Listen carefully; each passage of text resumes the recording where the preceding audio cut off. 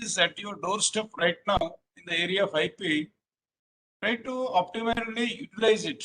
You know, IP is such a wonderful area. Opportunities are emerging, and if you have got more knowledge about IP, more certificates from IP, so it will be very useful in your career, as well as if you want to become an entrepreneur, if you want to have a startup in future.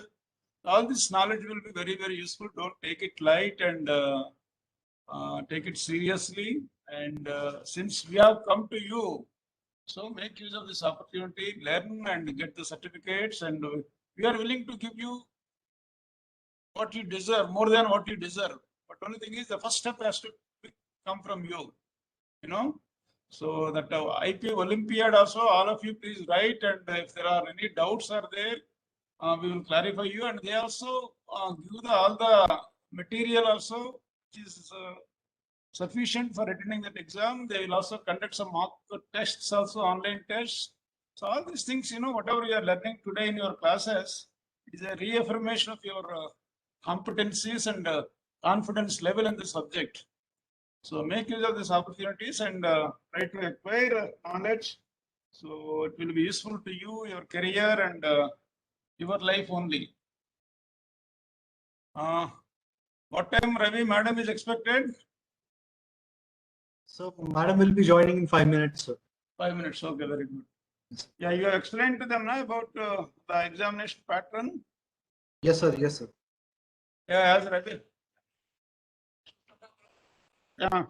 as Ravi explained to you, there will be objective test examination, 50 questions, 100 marks, and there will be true, false kind of questions, maybe 10, 15 questions. There will be multiple choice questions, MCQ. Then there will be in multiple choice question, there will be one answer is correct. In another type of multiple choice question, again, there will be more than one answer is correct. You will get full marks only all the right answers you choose. Otherwise, you will not get any marks for that. So that section will be, weightage will be more, 50% weightage will be more for that. So unless you prepare well, and we will also share some kind of a question bank also. Once we decide the examination problem by end of this course, you need to go through all that question bank, objective type questions, and from there you will get the idea how to prepare for the examination and how to view the examination. We are going to discuss with our computer center madam to find out the modalities, how to conduct this exam using WebEx. Whether it's possible to conduct the exam through WebEx, or we need to appear through the other Google Classroom, that we need to find it out from the computer center madam, Professor Ramasud Garu. Then we'll come back to you.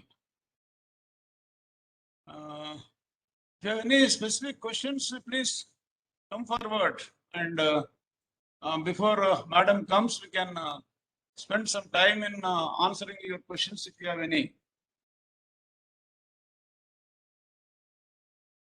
The other day, Dr. Anandi also spoke about the career opportunities, and now the patent examiner notification is going to come shortly, probably another month also.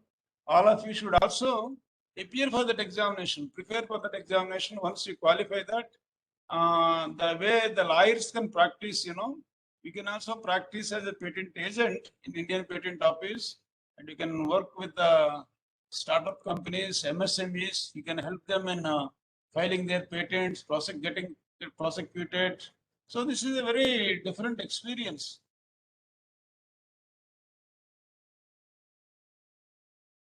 If you have any questions, you can put it in the chat box.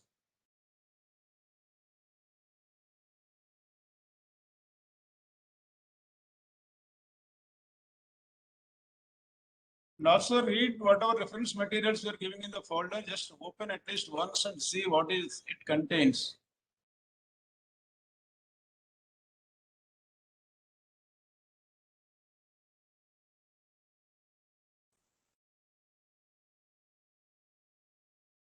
And the details about the FDP program are also there in the drive. Just see that whoever can participate, because it is during the Classes, I think your classes may be also during the same time. The program starts from every day 9 to evening 5. If any one of you can afford to join, you please do it after Diwali. How to work under as an intern, the ma'ams who gave us the lecture yesterday. Yeah, that's what, if you want to work as a intern with madam, you can write to us, you can come and meet us with your issue, and we will connect you to that madam. In fact, we are also going to sign an MOU with that company.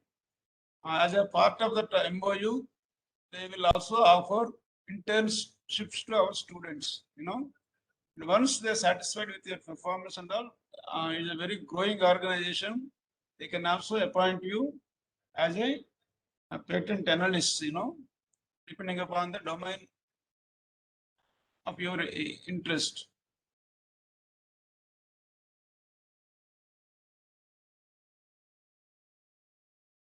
Not only with that, madam, we can provide even the Indian Patent Office, which grants the patents or trademarks or the copyright intellectual property rights. Even they are also offering the internships. We have posted that, I think, circular also in the group. Ravi, have you posted that? The Indian Patent Office circular for internships. No, sir. Actually, we have posted all the patent acts and rules and everything. No, but there is the circular also from the Indian Patent Office asking applications, you know, for internships. Okay, sir. I think that I posted to the HODs and with the request them to circulate. I can post it right now, so I can share with you. Ravi, you can put that in the group. In this. Okay, sir. Okay, sir. Yeah. So that is also a wonderful opportunity.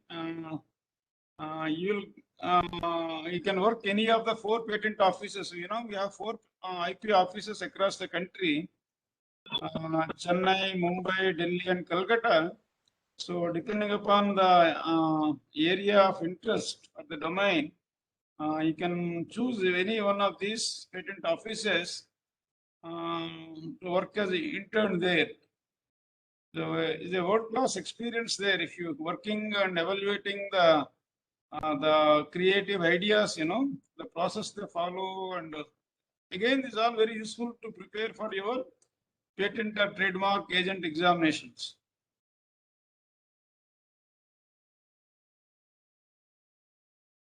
Not only in almost now every university is going to or is necessary that as per the new education policy, you know, to have IP innovation startup in cells or wings. So everywhere, the people who have got experience and knowledge in these areas, intellectual property, innovation, you know, entrepreneurship, startups, they will be having again a wonderful opportunity there. Every university, every higher education institute needs people, you know, both in India and abroad. Of course, abroad, so many opportunities compared to India.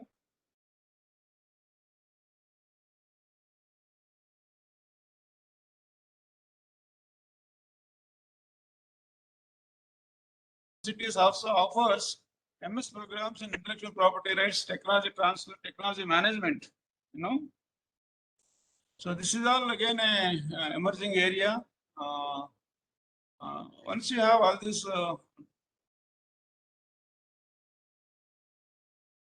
weapons with you, you can enter anywhere, wherever you want, you know. Ravi, I sent that internship opportunity in IPR at the Indian Patent Office. Applications open. I sent it to you. Just you can post it in the link.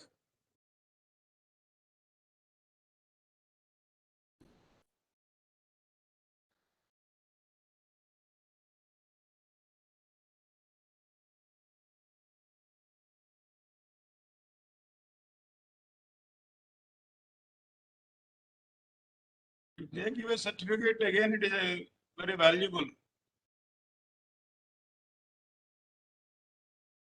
Applications are requested to submit their CV and a cover letter containing a brief synopsis of the proposed topic of study during internship to CG office, nic.in.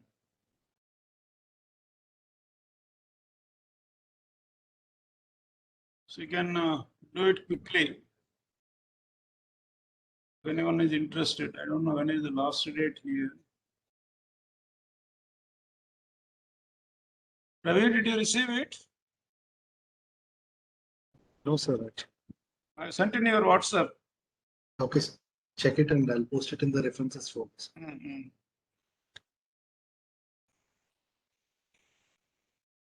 Manikanta, you have asked a question. Sir, if one person get an IP for one object, after the period of 20 years, another person modified the object in his own way, then will he get an IP for that or not?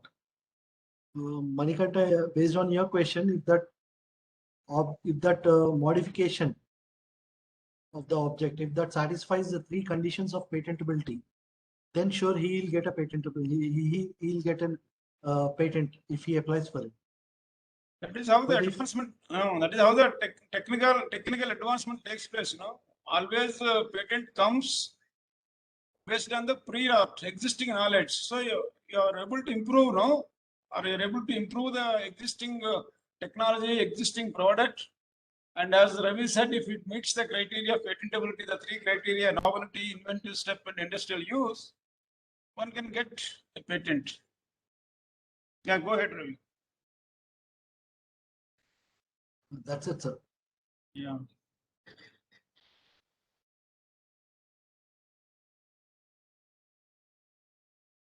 Yeah, it's a good question.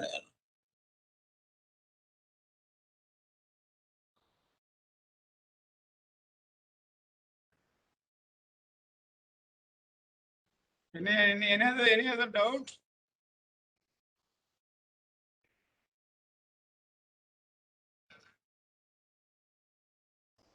I have so many doubts even at this age also, but you people are young people.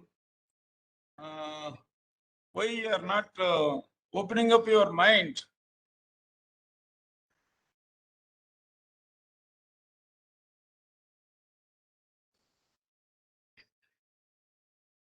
You are very good in asking questions this generation. No? Pona Hamasundar Rao. If registration for a new design was rejected, is there any fine or a blacklist of name imposed on candidate when apply for another design registration? Ravi, you want to respond? Yes, sir. There will be no fine or blacklist like that. If the registration is rejected, that is when the examiner of the design examiner, when he sees your new design application and he checks the qualifications for its registration to be listed as a design. If it doesn't qualify, he just rejects your application. That doesn't mean that there will be any fine imposed on, or your name will be put in a blacklist. That will be only done when you do something immoral. So you don't have to fear that. But for application, you have to pay some application fee, registration fee. That would not be given back. So utmost care should be taken when you're filing for a new design registration. You should see that all the conditions of the design registration are met. Then only the examiner will also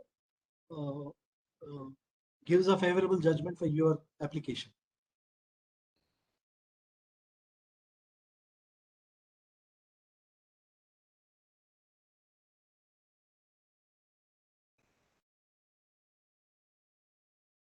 Yeah, good one.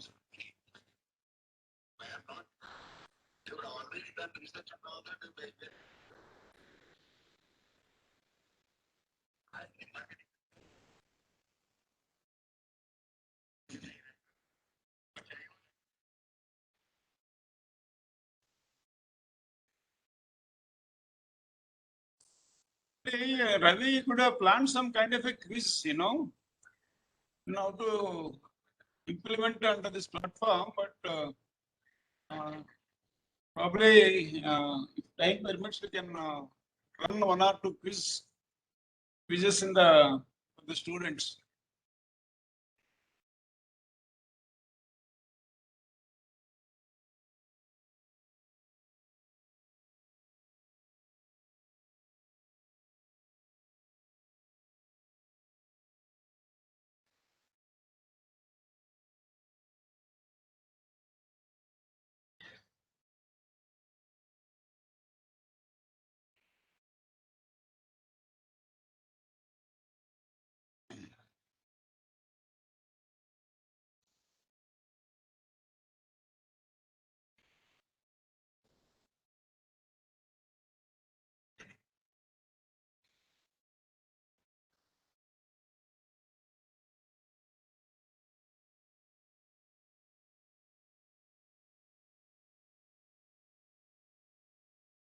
Madam నమస్కారం అండి.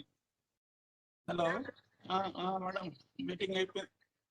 Link కలవట్లేదా? ఆహా. Sir నేను చైతన్యతో మాట్లాడుతున్నాను. ఆహా. Unmute చేస్తున్నాను madam.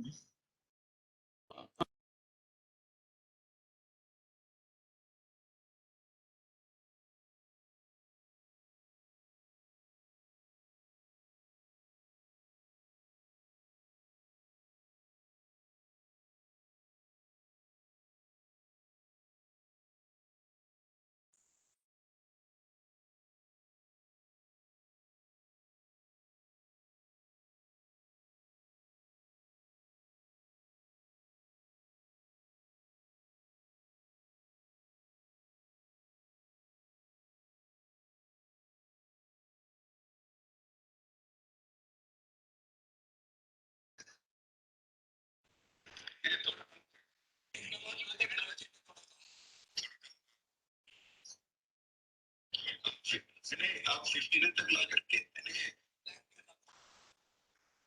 you bring it up to 15 as you cannot say it is a not that. Yeah, that's right.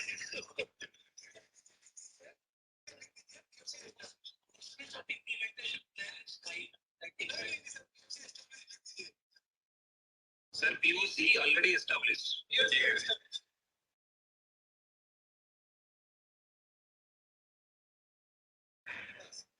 Thank you. I think सबसे ज़्यादा nice hydrogen CNG But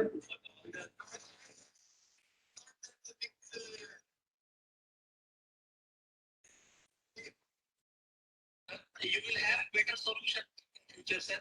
Lot of the startups are waiting for you.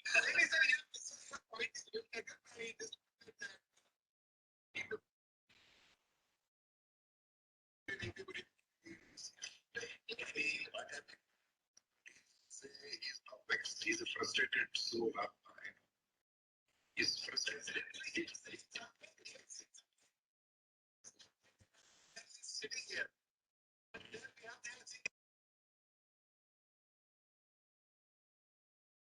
Madam will be joining shortly. She's already here. There are some technical difficulties. We are trying to resolve that. Meanwhile, please check the internship opportunity that sir was talking about. If anyone is interested, please approach the IPR cell. yeah, welcome, madam. Thank you for joining us. Dear students, you all know that Professor Vijayalakshmi madam is a professor at our Ambedkar Law College, teaching intellectual property rights for the law students in the law perspective. And she was also a science student like all of you. So it was a wonderful combination, as I told you, a science with a law. If possible, all of you can also consider doing a law somehow. So if you want to make a career in intellectual property rights, the combination of science, engineering with law is a wonderful and deadly combination. No, they cannot, no one can meet them or beat them. That is a kind of a wonderful combination, engineering or science with a law degree. So you can also consider doing lots at some point of time in your life. That is very, very useful if you wanted to make a career in intellectual property rights.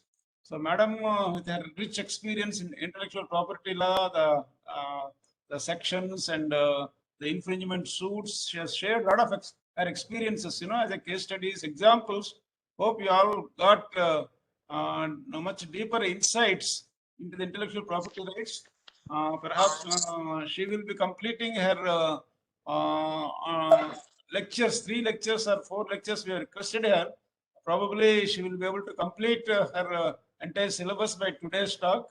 And if you ask, if you have any doubts, and you should all come forward with more number of questions, because you will not get her time again and again. She's so busy with so many administrative responsibilities and the teaching responsibilities, and apart from that, the court matters. She also advises university in many legal matters. So we are all very fortunate to have Vijayalakshmi madam with us. We are really very, very grateful to you, madam, for considering our request. and educating our. Okay.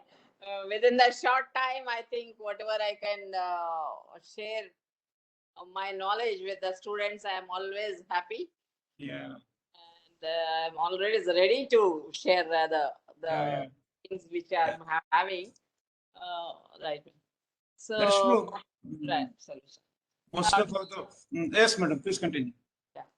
So, dear students, in the last, I think from last 1 month or so, or at least from 15 days onwards, you are being all hearing about the intellectual property, various aspects, connotations of the IPRs, and entire subject, arena of various subject matters, maybe the copyrights, patent, designs, geographical indication, computer software, and different things which you are aware of. And by of course, we could, within this short time, what I feel is that we could present you only the bird's eye view, because each and every topic that is being cited in your syllabus itself needs at least one topic, needs at least 3 to 4 classes to analyze and explain each and every aspects in very, very detail.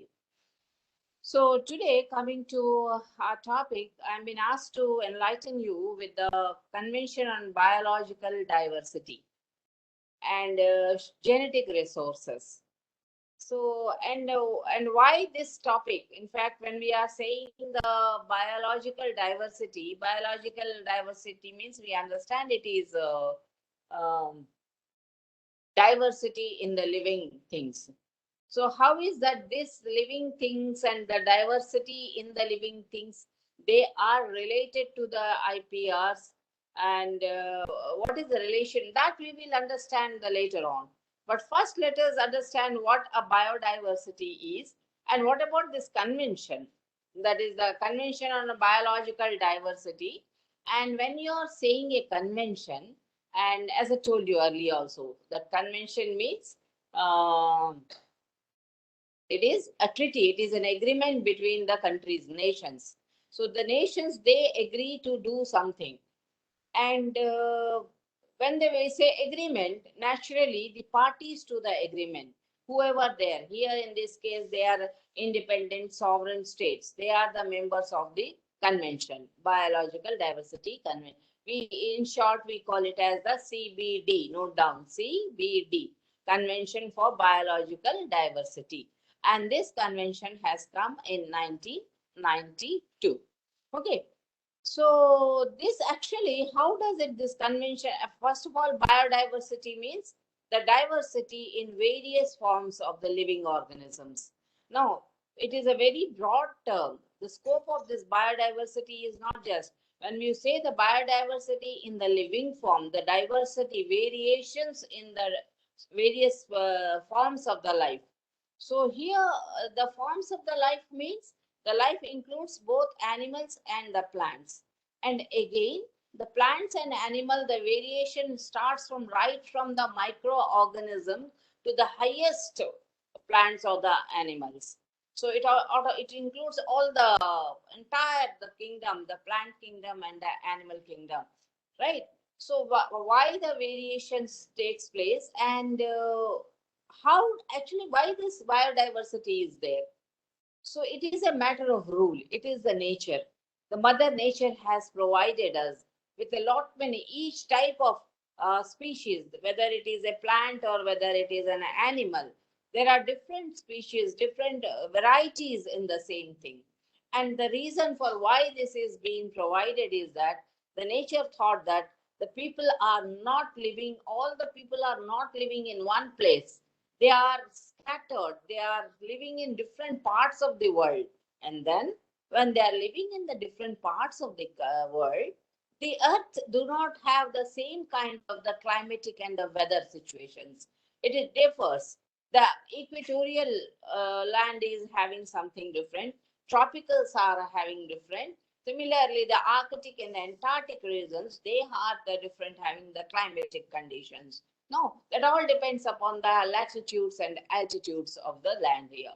So when there is a variation, at the moment there is a variation in the climatic conditions, obviously the plants and animals that are found in that, they also get changed. So therefore, we have a different varieties, different kinds of plants and animals.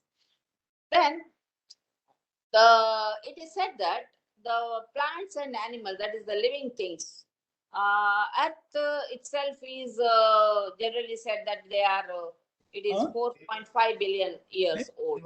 Okay. But and on life on the earth has started around about some 3.5 billion years ago. So from then onwards, and first life on the earth is only the protozoans, that is the smallest of the living things, which cannot be seen, which can be seen only through the microscopes. From there, the life has originated and evolved from the single cell to multi-cell to the tissue to the animals to the plant, like that it has grown up like that. So, and in the beginning it is said that there were almost 13 billion species were there, and today we have only 10 million species. Where the billion and where the million, you can think of. And the very reason for how is this happened? Out of billions of the plants and animal varieties, we lost 90% of the species on the earth is lost because of the various reasons. Maybe the human intervention, maybe the change in the climatic conditions, and maybe the natural disasters. For whatever the reasons, it is lost. And out of those 10 millions, perhaps 1.2 or 1.3 millions only they are being recorded and are being identified. Others are not there. We do not know. We still research is going on to identify what the plant is, what the animal is, what are the qualities, what are the characteristics of those, what purpose do they serve. It is still going on. Okay. Now, in the early days, there was a once this industrial revolution, industrial growth and all has started, so there it also had a, no doubt, it has given to the economic growth.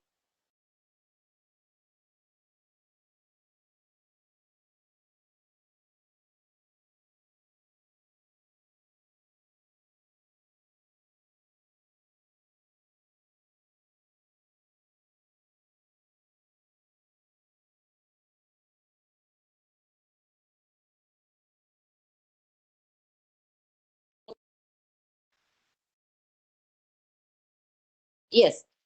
So, where I was, yes. So therefore, industrial revolution, industrial growth has brought no doubt lot much prosperity among the human beings. From the economically, we become much more settled and all those things. But every rose has a thorn, what we say.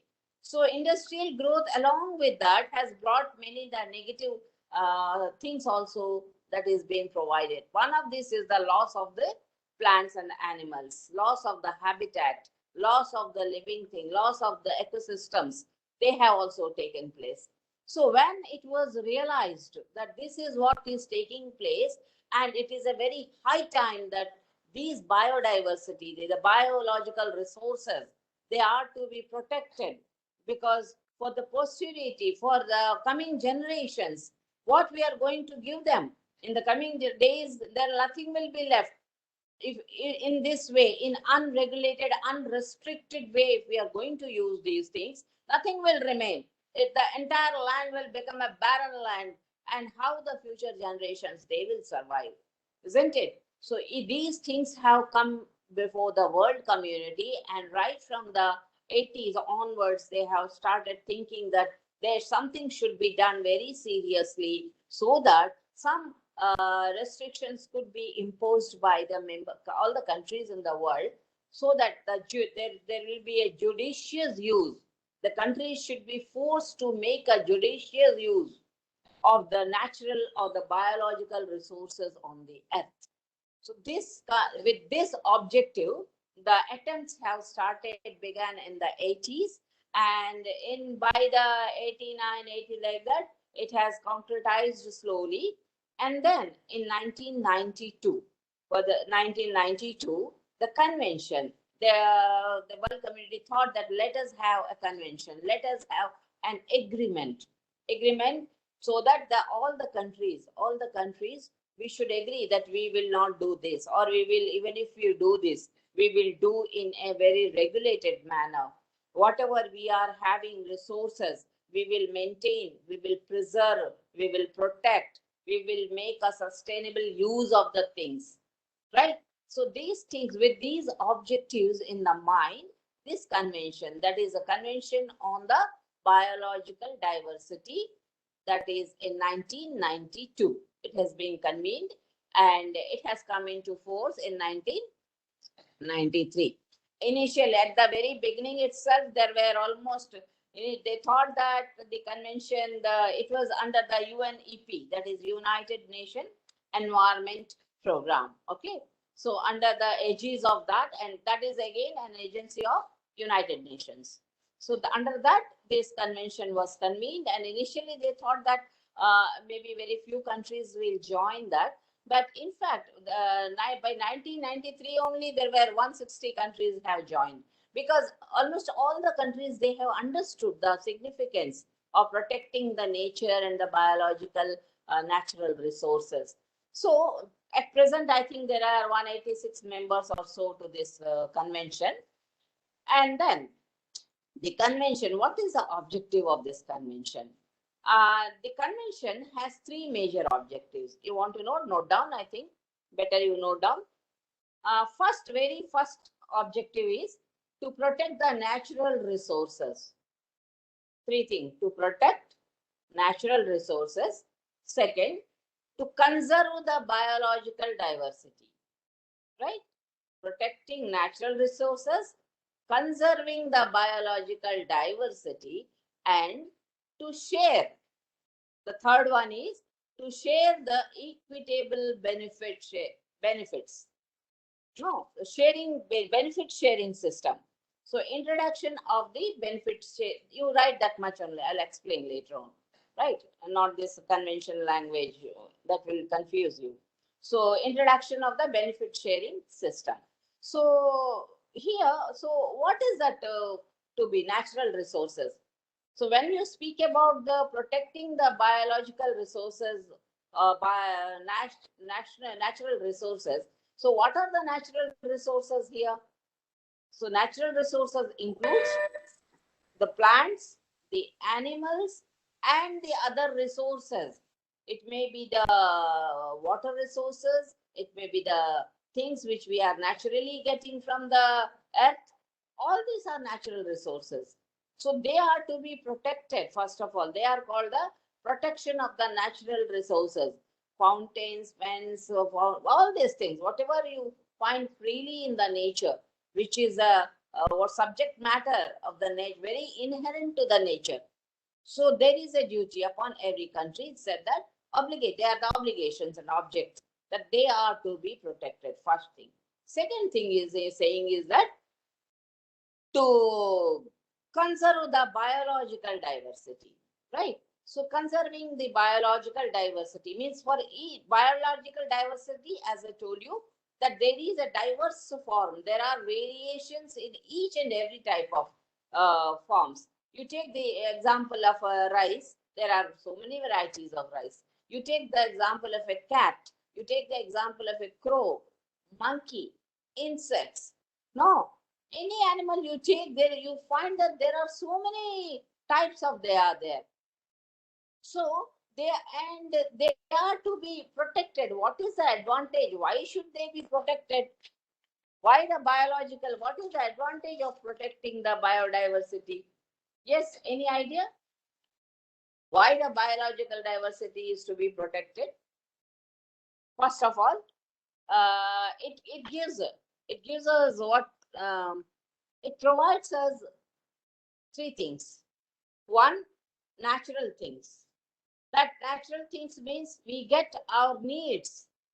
We get our needs from the biological and natural resources. What kind of needs they are? They may be fuel, fodder, food, medicine, infrastructure, that is the building. All these things we are getting from the biological resources, right? So therefore, we should, as far as possible, they should be variant. Different types of plants, different types of things we'll get. Suppose there is only one kind is there, only one species is there, and the rest of them is being say deforested or is been destroyed, what will happen? Something suppose happens to that species, gone, entire species is gone. You will not get. No. Already we are having in a special act is there where under there is a obligation to protect rare species, because dwindling species are dwindling because of the human activities. Human activities means whenever they do for the industrialization, hydel power and all these things, in that wake of those things, the habitat means the place where a particular organism lives, a particular organism is accustomed to live, that is lost. And when once that is lost, all the things therein, they will be lost. Hundreds and thousands of the species, they are lost in these things, whatever they make these projects and all, right? So that is the thing. We also get the medicines and all. Some have the intrinsic value are also there. No, people are having the, yes, it is religious values. They give the religious values to that. So because of this, people also respect the biodiversity, that yes, and because of that only we are having this kind of biodiversity are there. Okay. Now, the thing is that let us go to again back to the biodiversity here. The convention, which has been convened in the 1992, it obliges the member countries. See, it is only there is the obligation is imposed upon the member countries that you have to do this, right? And for doing that, again, each country has to make their own laws. Okay. So in this, it main here saying is that articles, which articles are more important in this regard, you have to note down. And they are, note down, Article 1, there is a preamble of the any convention or any act. It speaks about their objectives and the awareness and what we are and all. So first of all, it says that every country should see that the biological acts, there should be an access to the biological assets of the whatever the country they have. But then first, the country should have a policy, it should have a strategy, have a plan, so that they can protect those things. So that is also again a very important aspect therein. And then major policy decisions, they are to be taken care of. And then the second or third thing which I'm saying is that the countries are required to see that apart from taking measures or steps for protecting the biodiversity. So here they say that how can it be protected, right? How can it be protected means there are two types of measures are taken. One is in situ protection, INSITU. In situ and ex situ. Means in situ means within the system, within the natural habitat. Within the natural habitat, how a particular animal or plant can be preserved or protected. Take for instance, a lake is there. Okay. In a lake, there may be how many hundreds of living things are there, no? There may be plants, there may be animals. Plants ranging from your higher plants to very small planktons, there may be. And similarly, animals also. Animals may be, there may be fish, there may be a mole snail, there may be a snake, there may be a lot of bacteria, that, so many things are there in the lake. And those are growing in the nature. The habitat means the place in which these living organisms are habituated to live. That system provides them most comfortable and most secure place to live and grow in that place. So what the convention is saying is that the member countries should see that those places, those habitats, they should be taken care of, they should be regulated, so that these animals, these various forms of the life, they are protected therein, right? So that is called in situ protection in that. And ex situ means these may be transferred. Say a particular kind of animal or particular kind of small plants or all. So they are to be taken to some other countries or some other place. They are to be shifted because government thinks that that also is a place where they can be grown and all. So then in that case also rules should be framed that when such kind of protection, such kind of transfer or something is there out of that animal or that plant is moved from its natural habitat to some other habitat.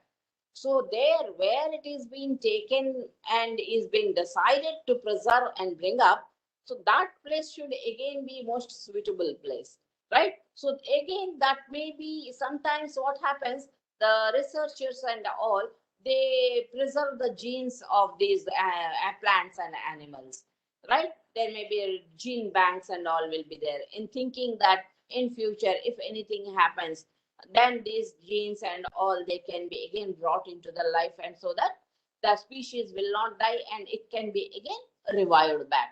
So like that. So the what they said that, so protecting this biodiversity, the member countries can have both the system. They can protect the things as they are, or they, if they are being shifted somewhere, even there also they can be protected therein. Okay. So this is the first thing. Second thing. Now the second thing is that is saying that sustainable use. So member countries are being asked to make sustainable use. See, the two terms, there are two terms. Okay.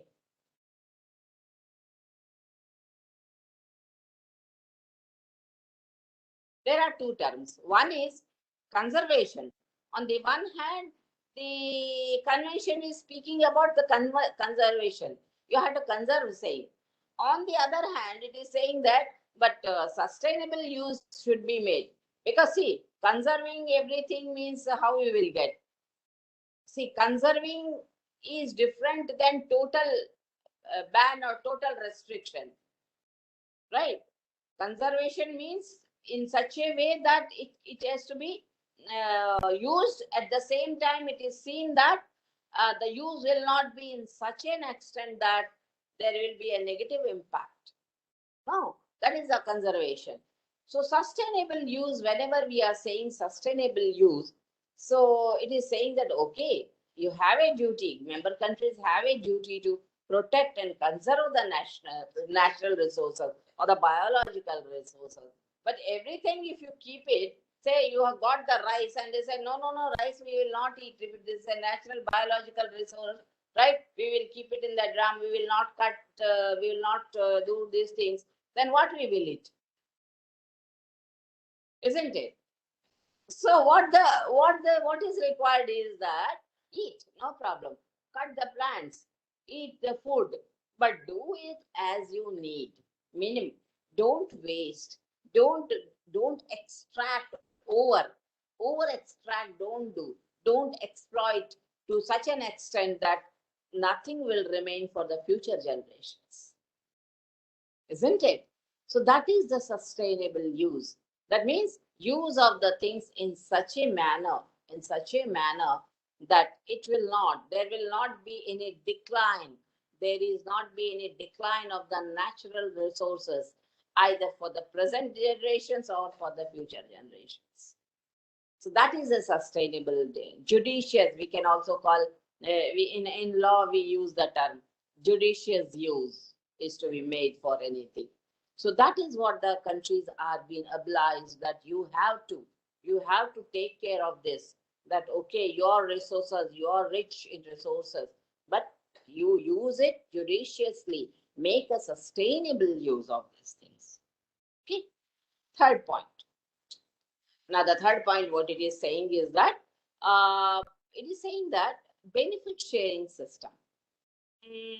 This system, what is this benefit sharing system and all? This you will, I'll explain you a little later.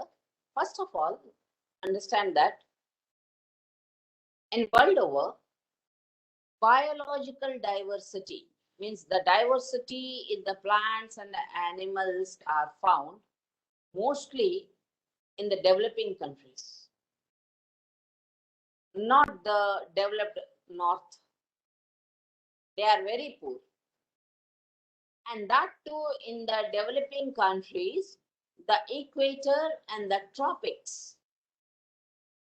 90% of the rich countries, tropical country, are rich in biodiversity. Then the tropics, that is the above 23.5 latitude, northern and southern, Tropic of Cancer and Tropic of Capricorn. I think science students or geology and all, they will understand geography. So anybody will understand. After all, these things are we have learned in the school at the school level itself.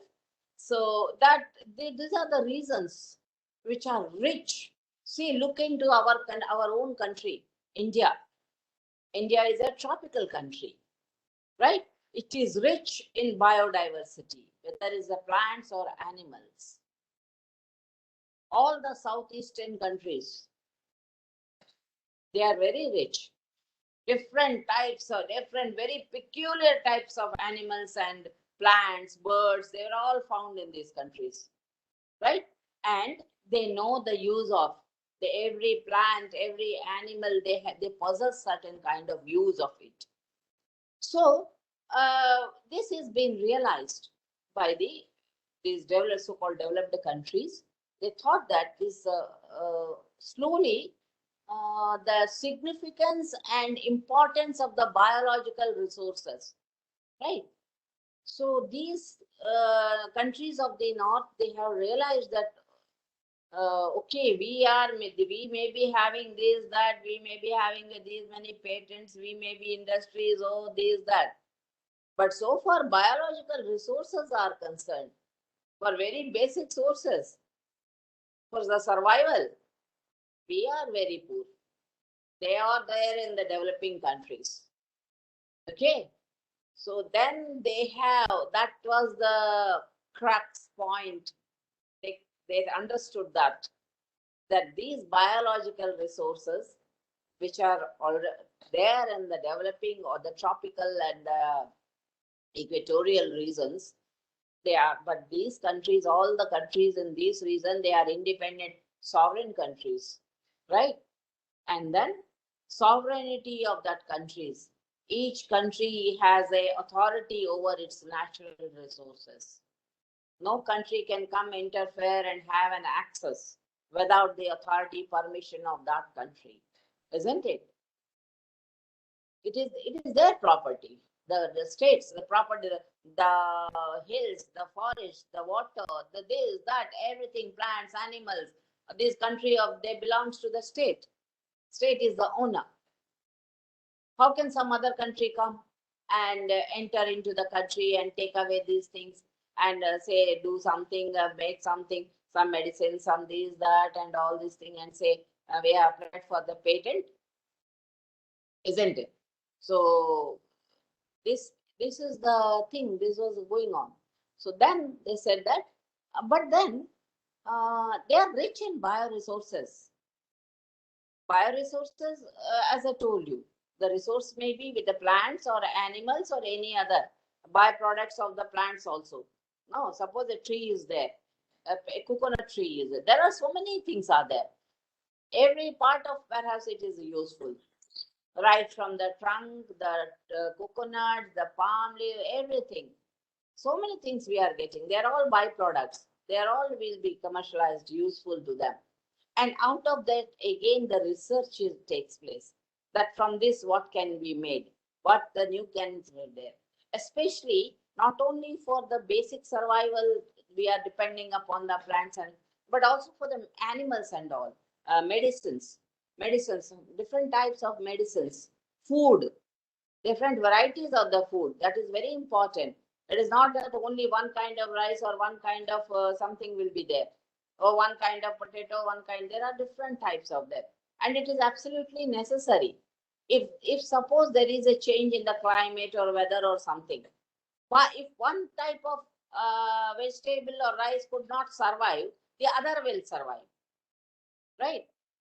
That's how it is, what it works out. Okay. Now, when they have realized this thing, they are rich. They wanted to have an access over these resources. Okay, but then as I told you that Yes, ma'am. Boundary. no country will accept this, no? Why any country will accept that somebody from the outside will come inside and take away, go to our forest, go to our villagers and all, and take away the knowledge and the resources from our people? No. So therefore, this convention is being brought up. And the convention of they brought up with the, what do you say, common declaration and said that natural resources are in fact there for the humankind. They should be useful to the entire humankind, and they should be available to every people, whichever country they belongs to, right? Because they are the natural things. So to this, what these developed countries, they have extended their argument is that we, the countries who are rich in, say, have like IP or this or that and all these things, either we don't have that resources, or even we had, we lost it. We lost it because we were not knowing its significance and it should be protected and all these things. We don't lost it.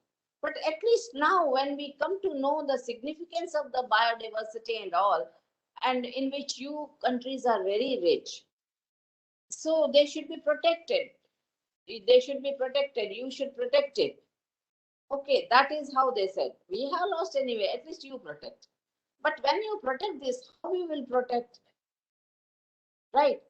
Is it that is meant for only eating, sleeping? No. You should do something out of it, no? You should, by having some technology, having some invention, you make something, you develop some technology. No, so there, these countries, they said that, yes, I will come, we have a compromise. Okay, you come and we will share something.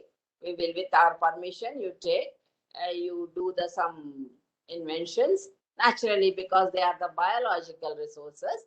So the technology used is a biotechnology. Okay, so the biotechnology you use, make the inventions, make the new things, introduce to the world the different things to the world, and you may commercialize and whatever it is. But then there is a rider over this.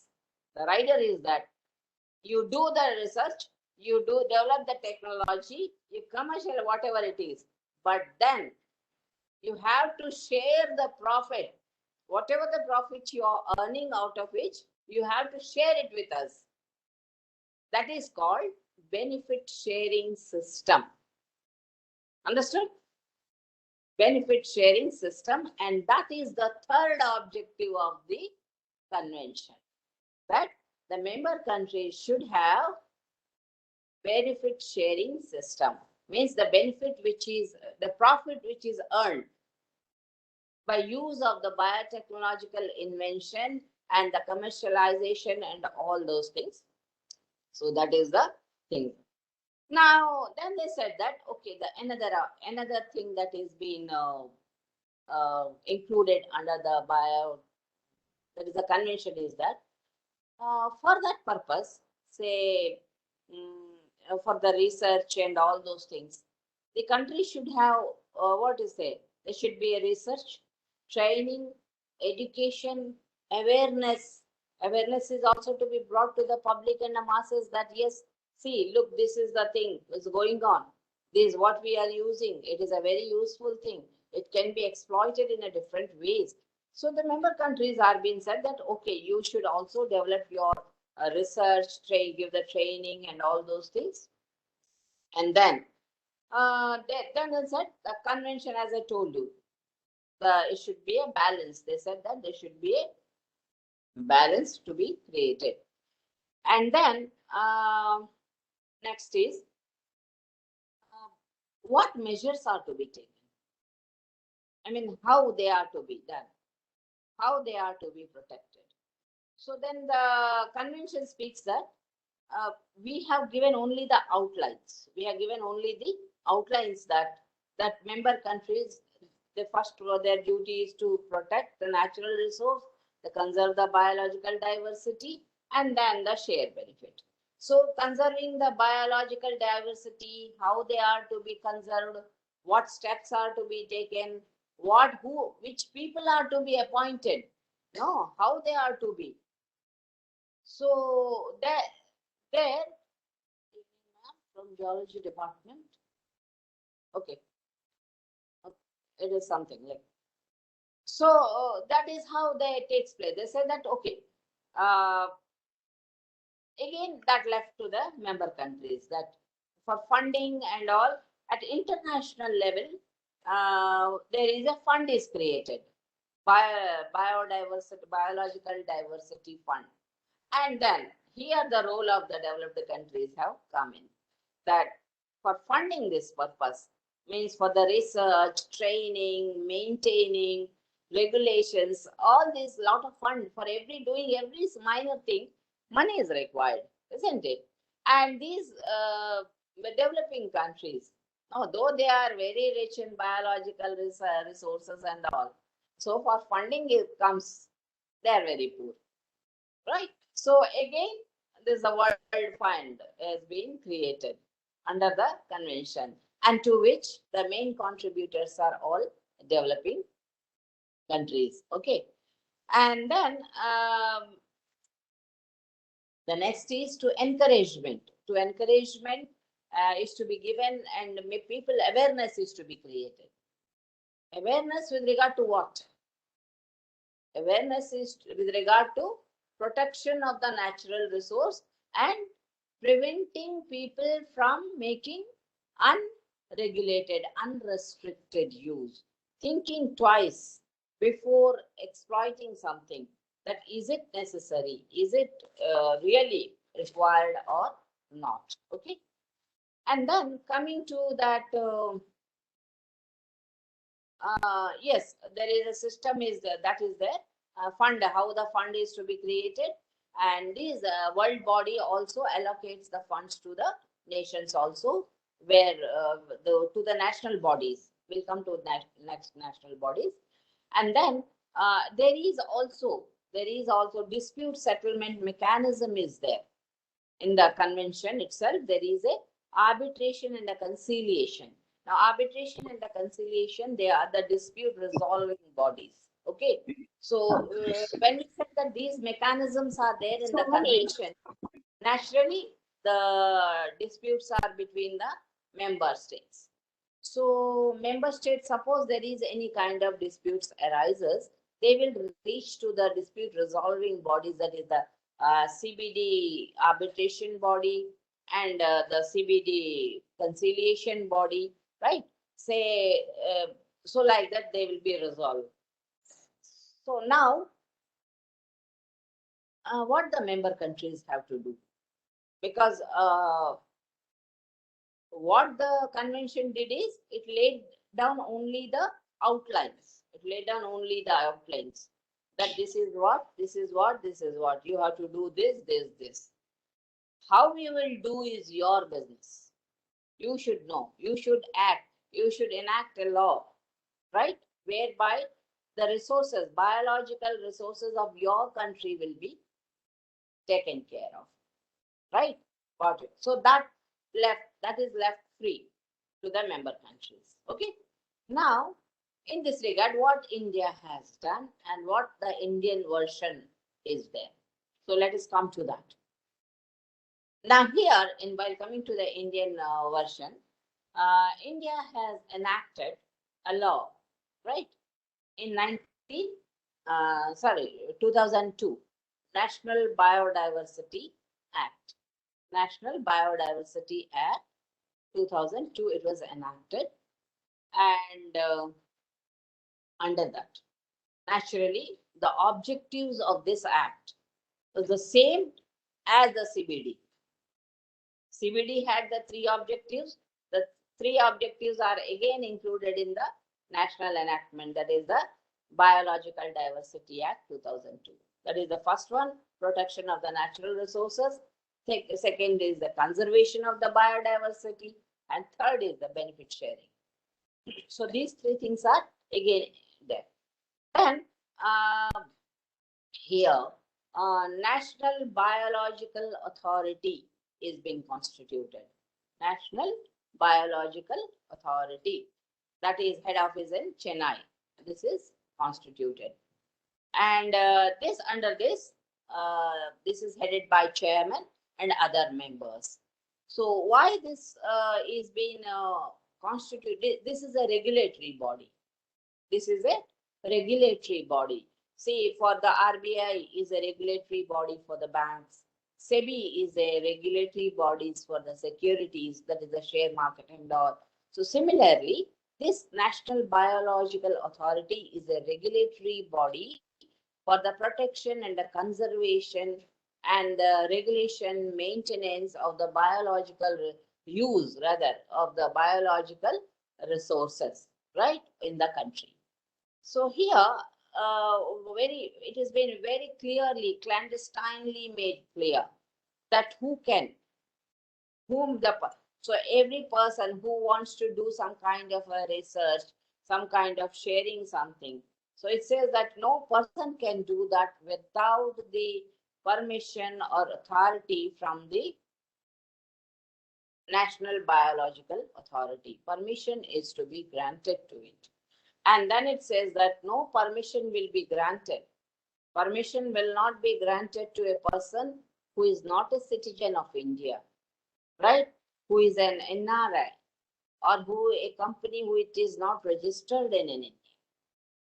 No permission will be given to them to have an access. No, without the permission of the National Biological Authority, NBA. Okay, right. So then that's how it regulates. That if any other person, who is not a citizen, who wants to come and access our biological research resources, he says that I want to work on the frogs in your country, or some snakes in your country, or some plants are there in your forest. I want to find out what are those plants. Traditional knowledge. I want to make a study of the knowledge that is there for the indigenous people. Indigenous people means the people who are living from thousands and thousands years in the particular place. They have an abundant knowledge with them with regard to use of the animals, plants, and their products. What for they are used. They know it. Traditional knowledge or herbal medicines, traditional knowledge, all these they are having those things. And they are the owners. They are with them. They pass on that knowledge from generation to the generations. It is their property, traditional knowledge. So somebody may say that we will go and we will find out, we will do research and all. So this authority, the government, our policy is that nobody can do that who is not a citizen without the permission of the NBA. It cannot do that. Okay. And then therefore parallel to this, under the Patent Act, the Patent Act Section 3, which includes the exceptions, no? So there under it is being, what is said that no patent will be granted to an invention which is based upon traditional knowledge of the indigenous people. See how it is. No, it will not be given. That is a traditional knowledge is already there. How can you get something and develop and say that there is a patent for that? So like that it is.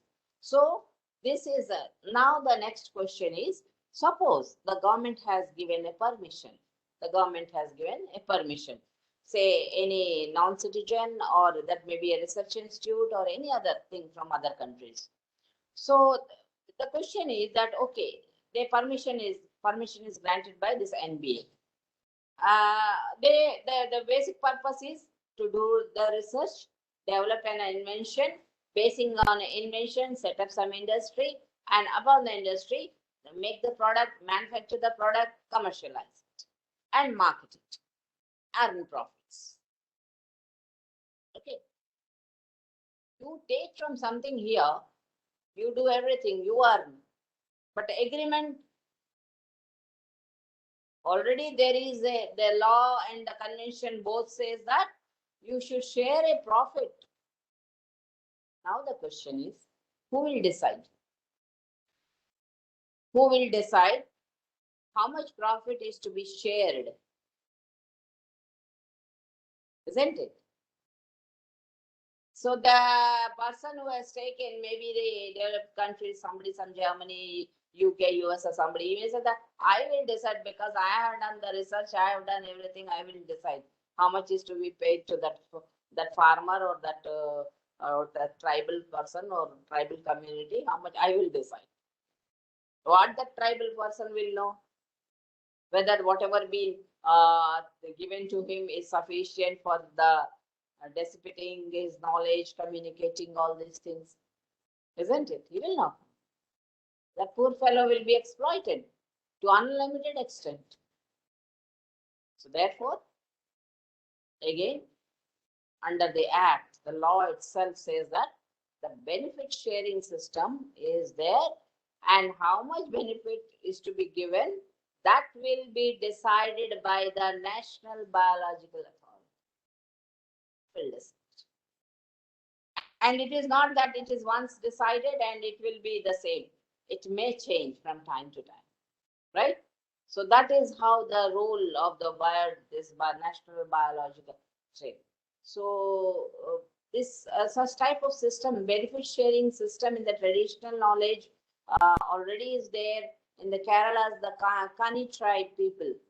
They are sharing their knowledge with the others. They have implemented that kind of system. And similarly in the African, that Hoodia cactus and all, that is again a traditional knowledge.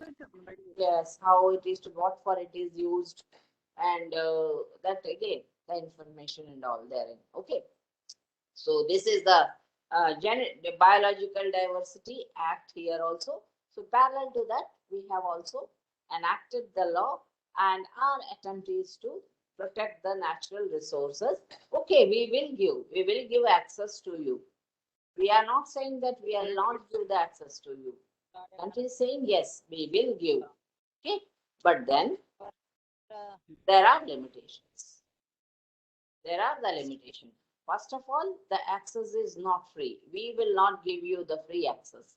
You have to access only upon the permission, subject to the permission of the national authorities. Then only we will give. And then whenever you access, whenever you make the use of it and all commercial and all, and then what we do is that you have to share the benefits that whatever you have earned. Okay, so that you learn in a briefly what the Biological Diversity Convention deals with. Basically, you learn what a biodiversity means. What are the advantages of biodiversity? You may also try to write or understand or note down the threats to the biodiversity. What are the threats to the existence of the biodiversity? No. What are the threats? Yes. The threats may be a natural threat or a man-made threat, artificial. Natural threats, okay. When suppose there is an earthquake, there are floods, or there is a tsunami, big thing, something happens. So the entire thing is disturbed. No, it is disturbed. So there you will again loss. But the major threat, apart from those natural threats, major threat is from the human intervention. Unchecked, unregulated use of the natural resources. Unmindful use. Don't think what will happen if I do this without thinking. Unreasonable, unrestricted exploitation of the natural resources. Because of what happens? Climate change occurring, global warming, climate change, loss of habitat. Habitat means the place in which it is required for the living organisms to live, isn't it? Ecosystem will be lost. Ecosystem is the relation between the environment and the place where isn't it? So that is lost. Overpopulation, deforestations, so these all are threats to the biodiversity. So that is, we have, as a human beings, we are having a lot of burden on our moral obligation is there upon us to protect, how to protect all these things. So anything else you would like to know?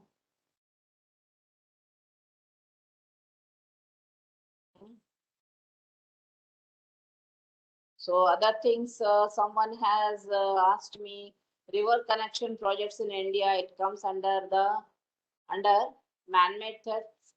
Yes, they do come. Okay, they do come. See, where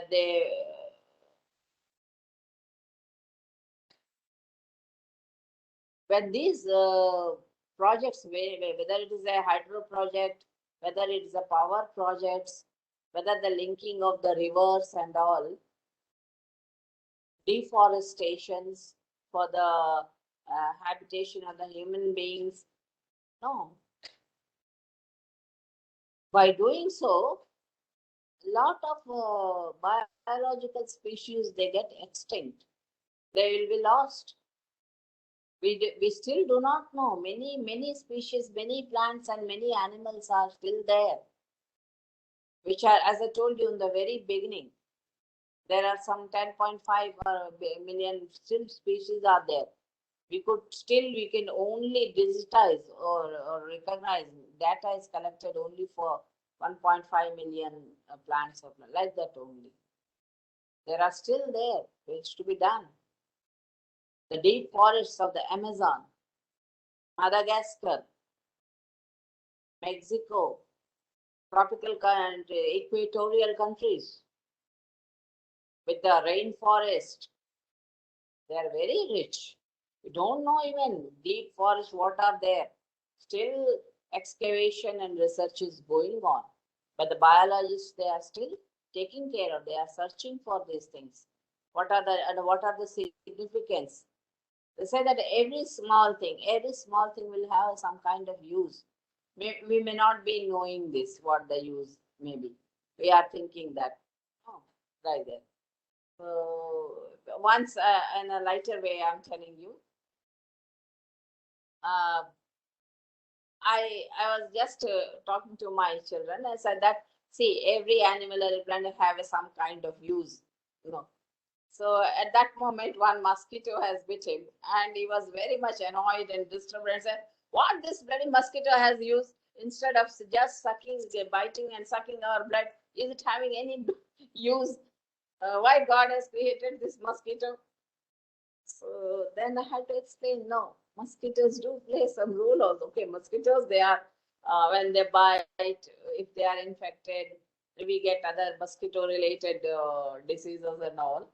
But at the same time, they help in pollination and all, because they'll be settling on the plants, flowers and all. They'll be moving from this way to that way.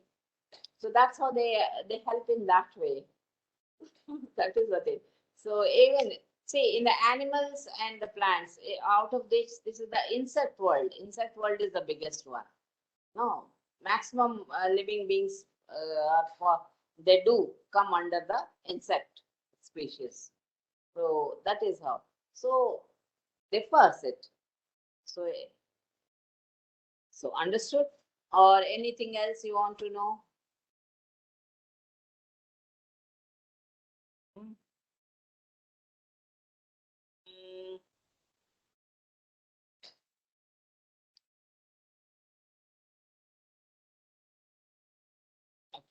Students, please use the chat box to post your questions. Madam is available today. We not sure. Madam will be available tomorrow. But please post your questions here. Please make the best use of the madam's time here. Thank you.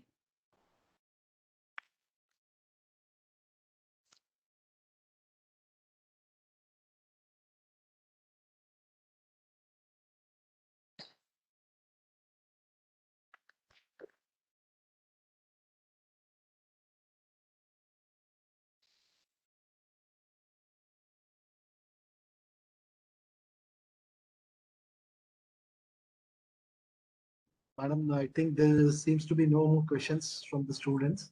I think they are all experts in the subject matter. Yeah.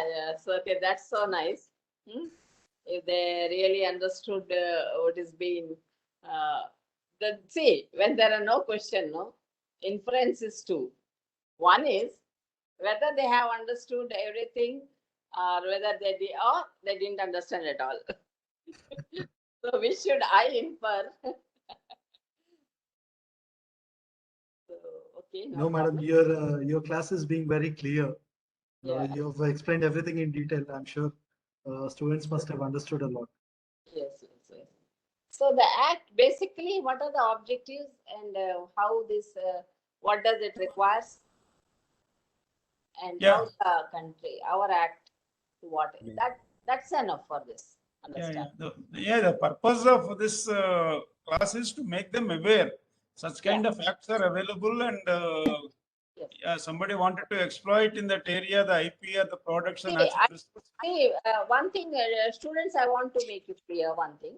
That it is not that there will not be any IP, or there will not be any patents or something will not be granted for the biological resources. Okay, they will be granted, no problem.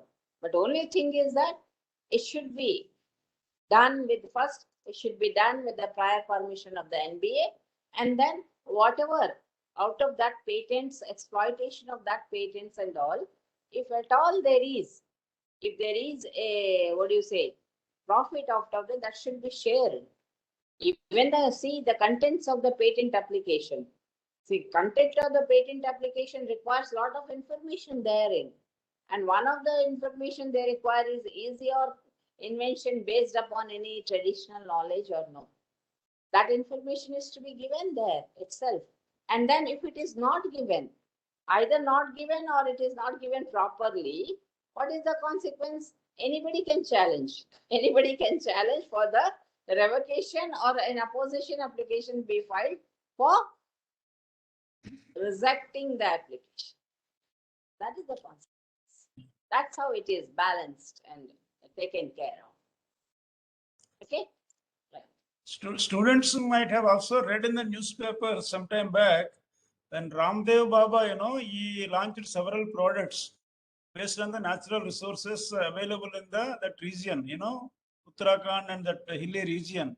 So, as per the National Biodiversity Act, the government of India and the courts also have directed him to pay 2 to 3% of his profit or sales realization to the local communities to whom this biodiversity belongs to them, the hilly region, Yeah, So it is a very, yeah, it is recently. It is a very recent case, in fact. Yes, yeah. Yes. Students, please come out with good number of questions. You will not get, madam will charge you later as a coach fee if you approach. She is a lawyer, practicing lawyer also.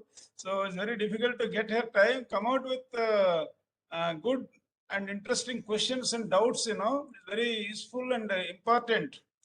That is also a testimony for all of you that you understood the subject and you heard the madam's lecture clearly, and you are also observing the society and the community and the natural resources, the biodiversity in and around you. That is why it's very, very important to you people to come out with good number of doubts. Our purpose is to solve all your doubts, clarify all your doubts, so that you will have a thorough understanding of the basic concepts. Our objective is to make you IP literate. Most of us are IP illiterates. So our purpose is to make you IP literate. That IP literacy comes only when you raise doubts. So please think, and quickly another 5-10 minutes we can spend if you have any good questions. Yeah. One question, that is, ma'am, how the biodiversity can be conserved? Yeah, tell me. It's a very simple question. You yourself can answer. How can we conserve the biodiversity? First of all, not to make overuse. Don't exploit them, isn't it? Habitat protection, that is the protection. Suppose there is a pond is there And as I told you, a lake is there, a pond is there, a small forest is there. So there are different kinds of plants and animals are there. So rehabilitation, even that is also given under the convention itself. So rehabilitation is to be done, whether it is done properly or no. Suppose there is at all government wants to decide, has decided that yes, it is very important at this place, this power project, hydel project or something has to come.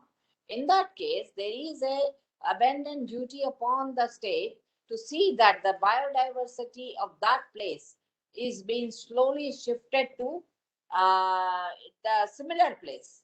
It is not totally a different place.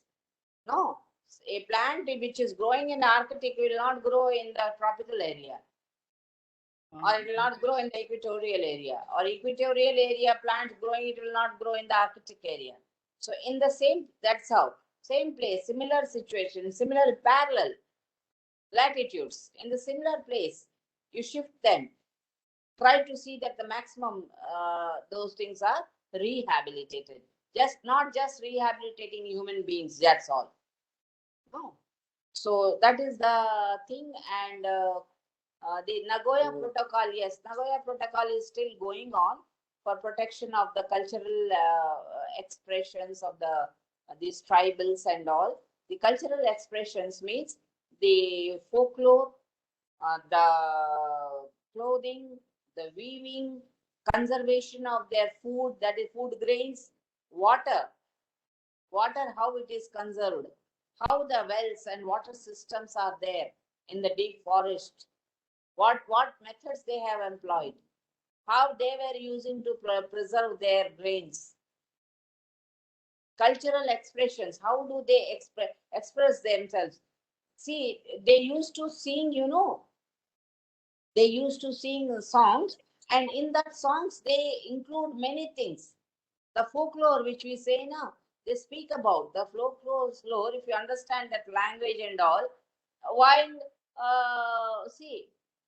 working they used to sing, and they include many things in that. They speak of how to make a baby sleep, how to cook this thing, how to do these things. And the cultural expressions means, say, a indigenous person, he may have a peculiar type of headgear, or he may be having a different type of a dress, right? But in that, he will use, if you carefully observe, he'll be using so many things. Where from he got, how he preserved those things. They're all his culture, they are to be protected. If they are totally wiped out, no. The humanity will be wiped, the species will be wiped, the culture and the values which they have, they will be lost.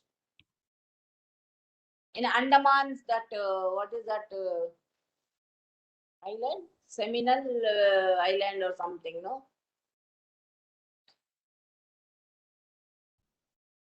There, Government of India has banned for visiting any person to that island. Why? Because the people, the tribal indigenous people living in that island, they are purely indigenous people, and the genetic structure of those people, the genetic structure of those people are very strong and peculiar. And hardly 10 to 15 families are remaining there on. That's all. So just for visiting or doing something, and those 5 to 10 families, if they are lost, they lose their lives, that race is over. They do make study, Sentinelists, they anthropology, the subject, study of human race and all. Why we are so many types of, we are all human beings, Homo sapiens. But then genetic constitution differs. Okay, basic thing is same thing. Chromosomes 26, this, everything the same. But the qualities, they differ. Indian subcontinent people will be like that. Mongolis something, Canadian something, Australian something, Chinese something different. So they are all inborn qualities. And then when a genetic engineering, no, they make study of these things only. They used to make, why not? Just like a plant hybridization and all, strong characters put up together, pull it and make a good, strong and some animal, some plants. So why not at the early stage itself, at the embryonic stage itself, defective genes to be removed. Most effective strong genes are to be introduced. Genes, every gene speaks about the traits of the human character, isn't it? So that it carries. So weak character is there. So research, that is what research in the biotechnology, bioengineering, human genetics. So you're science students. I'm also being a science student. I love this to talk you, teach you. So I take leave. Purushottam Garu, can I take leave? Madam, there is one question from the student. Yeah. If you have time for 1 minute, you can answer. If there is any tree which has extensive medicinal purpose that an individual has found out. The moment is any act taken by Indian government. Yes, these are Environment Protection Act. These all have come after that only, no? This is all for the environment only. Protection of the environment. See, protection of the environment again is directly or indirectly related to the protection of the biodiversity. No. Actually, it all started with the national, what is that? IUCN, International Union for Conservation of Nature. IUCN. Okay. So IUCN is there. So this all have come. And then there is also Act for protecting the endangered species. So that also, so they are all related. They are all related laws with the protection of the biodiversity. Why that law is being brought? Which one? Protection of the endangered species. Otherwise, what will happen? There are some animals, there are some plants. If you go on killing soon they will vanish. The race will go. Isn't it? For that. The industry is releasing toxic substance to the natural ecosystem in the rich biodiversity. Why can't we prevent that? Yes, we can prevent. Why not? We are preventing also. See, whenever the report is submitted to the government that so-and-so industry is causing a lot of environmental pollution, because of this, these are the things that are threatened. So government immediately, after having that National Green Tribunal and all, they immediately pass an order, close down the industry, no need. Either you improve, check, see, take the measures to minimize that, or you simply shut down the industry and go. It is doing that. But somebody asked about Sentinels tribes of Andaman and Nicobar Islands. See, I just explained that. Okay. Sentinels, the islands, as I told, no, nobody is allowed to go to that islands. Yeah. Because they are they had that tribe, that indigenous, they are to be protected. They themselves may be, we may call as the endangered community. They're already endangered. Once upon a time, they used to have a large number of tribes. Now they are reducing Yes. year after year. Yes. What is this Chipko movement, madam? You answered, no? Yeah, that is Chipko movement was also for protection of environment. Okay. Bahuguna, Sundarlal Bahuguna, Okay. who was leading that movement. Yeah. Ravi, you wanted to add anything from your pharma perspective about that plants having medicinal values and extracting the chemicals out of it and making patents? You have any examples or you can share? Yes. Yes, sir. This Kani tribe, madam. Pharma patents means what type of patents? Is it chemicals or it's the plant products?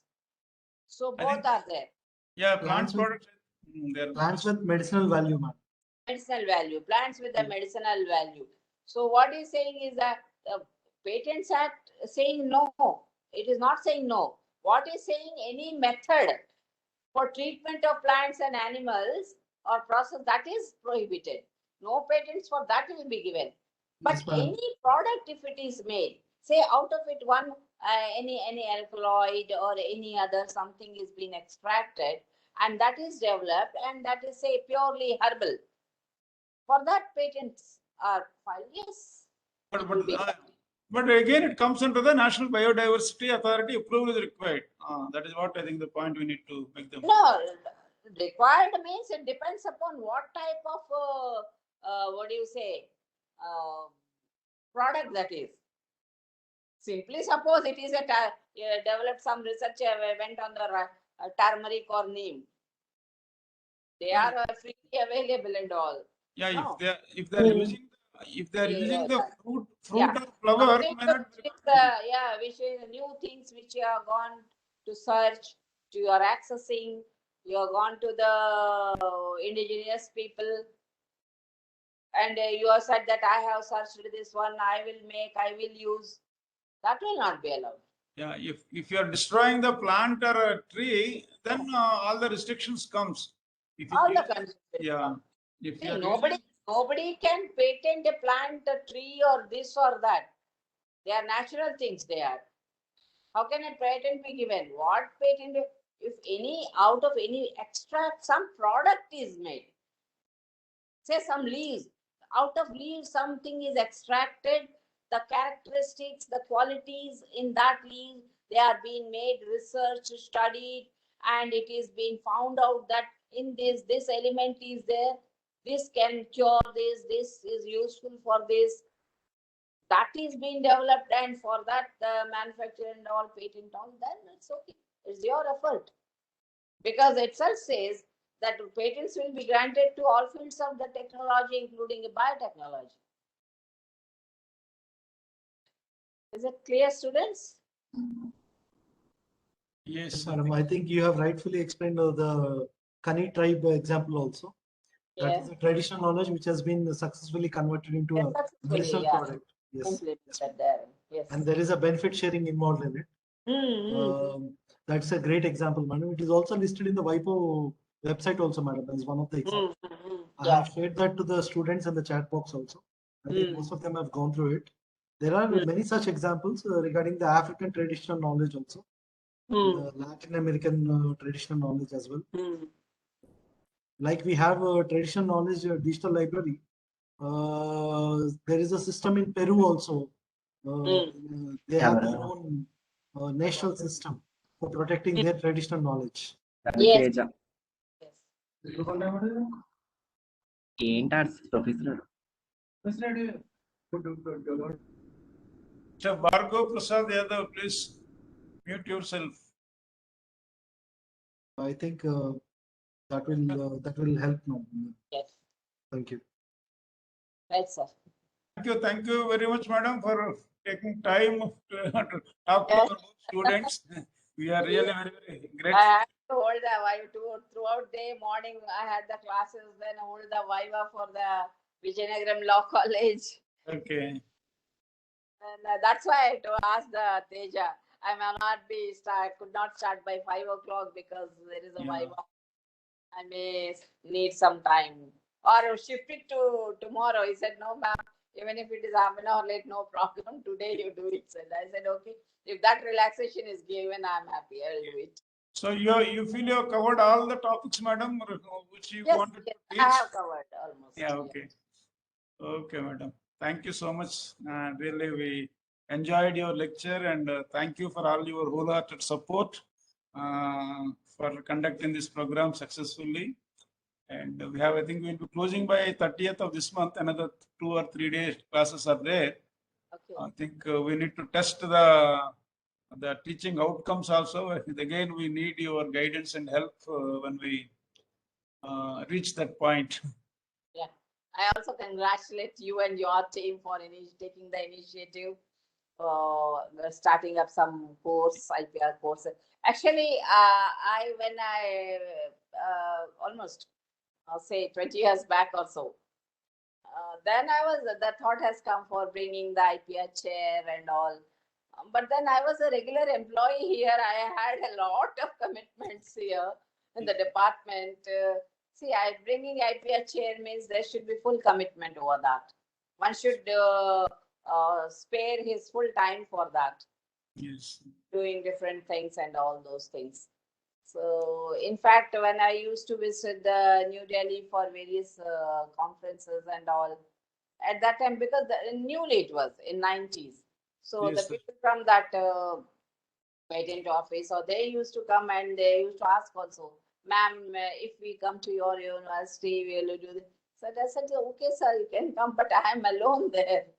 And that too, I am newly recruited, and I do not know what response my professors they will. And after that, I got involved with my research class, studies, research. That no time to think over it. But we really appreciate, madam, for your spontaneous support without any hesitation. That shows your passion and commitment to promote IP culture in our university. Really, we are very, very grateful to you. Thank you, sir. Thanks a lot. Thank you, madam. For giving me opportunity. Yeah. Yeah, yes. We'll work together in many more programs in the time to come. Sure. Okay, madam. Thank you so much, madam. Okay, students, see you again tomorrow with another inspiring talk from another equally a senior resource person tomorrow. Till then, good day and good night. Yeah, see you tomorrow again. Thank you very much. Yeah. Thank you. Thanks. Chaitanya Garu, I think we can end the talk now. Yeah. Chaitanya Garu. Sir, good evening, sir. Good evening, Chaitanya. So I think today's class we can close it. So far, thanks for all your support. Maybe another 3-4 lectures are there. I think first would be the last lecture, 1st November. And Yes, then yeah, we'll see. Okay, sir. Thank you. Yeah. Thank you, Okay. sir. Thank you very much.